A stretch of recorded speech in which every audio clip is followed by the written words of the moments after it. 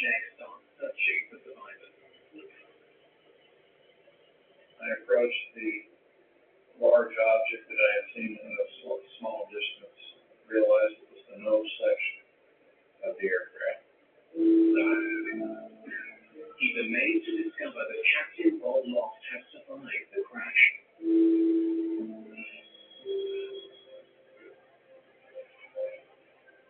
He was a bad shot. He had lacerations. I knew he had broken ribs. I could tell he was in shock. So I calmed him down, told him, I'm the only one here right now, but they're coming. Just hang in there. He told me that. And I argued with him. Anything to keep anything going. It just made me feel so inadequate because it was just me. I turned around and I looked back towards Miami and thinking, where in the heck is everybody? And at that time when I looked, I must have seen 50 lights coming. And I went, thank God. First Officer Bert Stockstill was killed during the crash. Captain Bob Loft soon died at the scene.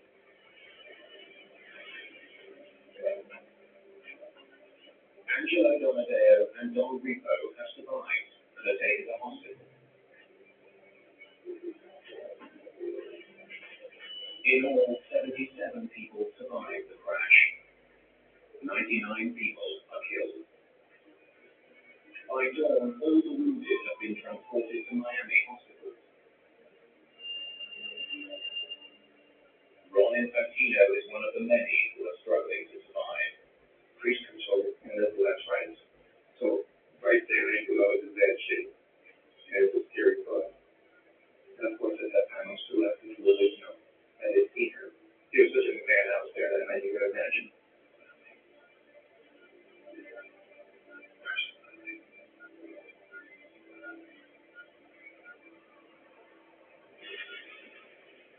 The crash is headline news around the world.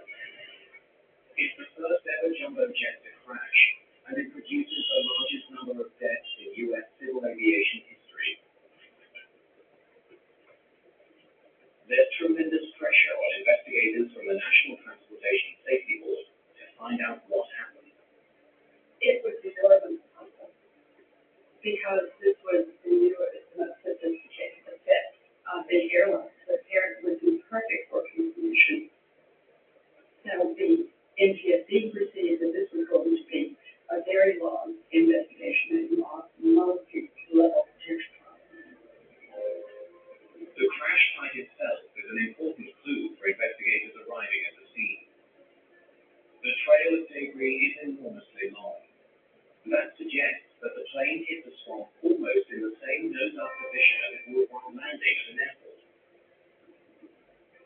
Its descent was cool. NTSB investigators have documented the final settings for many of the instruments in the cockpit. They discovered that the autopilot was set to maintain an altitude of 2,000 feet. So why didn't it? Maintenance expert Angelo Donadeo is interviewed.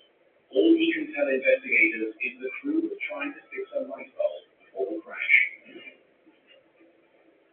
Within days, the plane's two black boxes are recovered. Investigators hope they will provide some answers. Before they can extract the data, flight engineer Don Ripo dies in hospital. Ron Infantino is given some devastating news of his own. The body of his wife Lily has been found under the plane's wing.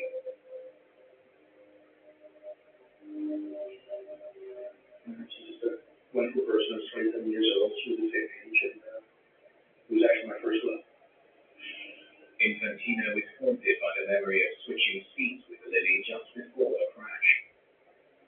They had swapped seats quite casually earlier during the flight when she had gotten up to go to the restroom.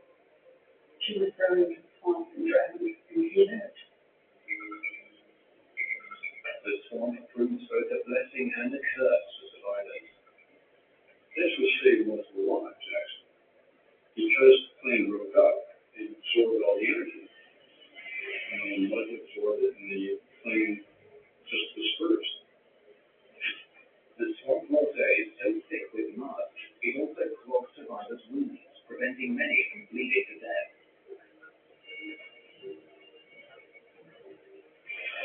But there's a deadly new threat facing some survivors. Their wounds have become infected, contaminated by a deadly organism found in the black mud of the Everglades. The organism produces an infection called gas gangrene. It can kill a person in just 2 days. Gas gangrene can only be destroyed in a hyperbaric chamber. It's a pressurized container that gets filled with high levels of oxygen. The oxygen gets forced into the wounds and kills the bacteria. 8 of the surviving passengers are infected with gas gangrene. Hyperbaric chambers must be found for all of them. The only other way to save patients is to amputate the affected limb. Ron Infantino's arm is badly infected. Doc came in and says, he was diagnosed with this gas gangrene. He says, we gotta take your arm off immediately, or I have to get you to a hyperbaric chamber. Unfortunately, he says, the only hyperbaric chamber is at Mercy Hospital, so I think they can advantage of it. Unless doctors can find a chamber soon, Infantino will lose his arm. While doctors search for a chamber for Ron Infantino, investigators examine what's left of the plane. They test its flight controls, engines, instruments, and its electrical and hydraulic systems. The plane was virtually new. It was in perfect condition. There was no mechanical reason found that would have caused the crash. In fact, some parts of the plane are in such good condition that the NTSB gives them back to Eastern Airlines so they can be installed on other airplanes in its fleet.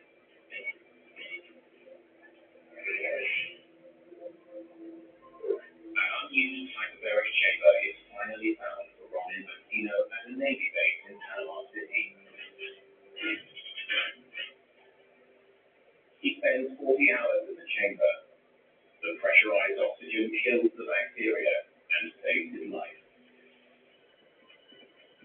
Gentlemen, we have 3 causes of the crash. A state-of-the-art jetliner plunged 2,000 feet without the crew noticing.